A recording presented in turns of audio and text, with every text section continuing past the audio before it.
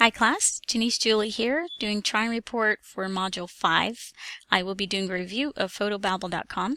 To create this video, I use Screencast-O-Matic, which can be found at screencast-o-matic.com, and it can be downloaded for free.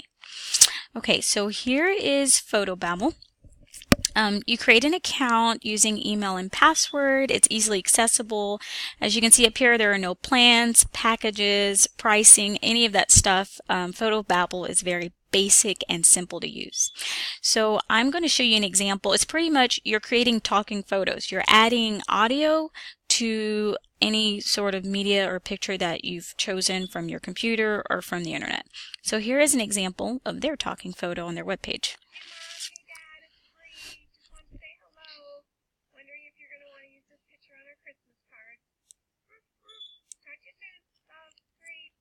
Okay, so I wanted you to hear their example because, as you can see right here, Photobabble is having technical difficulties, and I'm unable to add audio to the Photobabbles I've created for this review. So to create a Photobabble, you would click here, and you can choose a file from computer, Facebook, or a URL from the internet. I'm just going to choose whatever file I have on hand here. And you click Create. It'll bring you to this page. You can give your Photobabble a title, add tags, and you can also choose a theme. These are the themes that you can choose from. And I'm just going to click on snowflakes. Whatever theme you choose will automatically be applied to the background of the photo you've selected.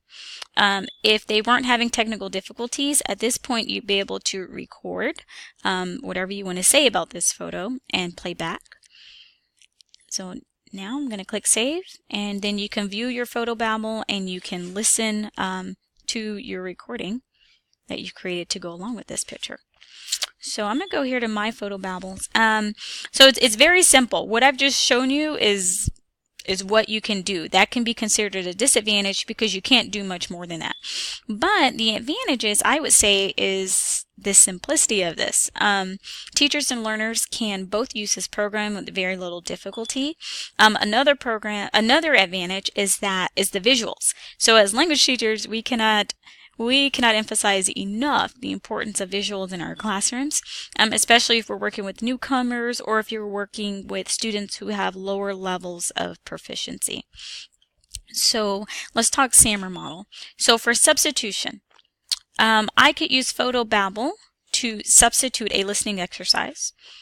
So let's see if this will come up. I created a Photobabble of a wedding ceremony, and I can record my voice describing this picture and replay it 2 or 3 times and then assess my students' listening skills using Quizlet or Kahoot.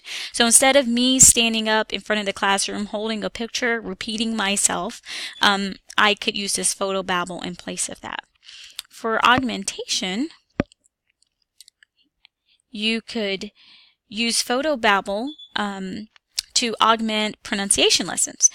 So you can send Photobabbles home with your students with definitions and with the correct pronunciation of words or vocabulary that you're practicing in your classroom, and they can replay it and listen to it as often as they need to. So going back here for modification, now you can get your students involved, and you can have them record their voices on a photo that they've selected and have them you can have them describe what is happening in the photo and thus working on their speaking skills, and then you can provide error feedback. For redefinition, and go here, you can make it fun. So now you can have your students create a dialogue between 2 people and collaborate on something like this. If they could work on their conversational skills, interaction, and thus improving their speaking skills once again. So that's Photobabble. As always, let me know what you think. If you've used it, let me know how you used it, and please share with me your ideas. I look forward to reading your comments. Thanks.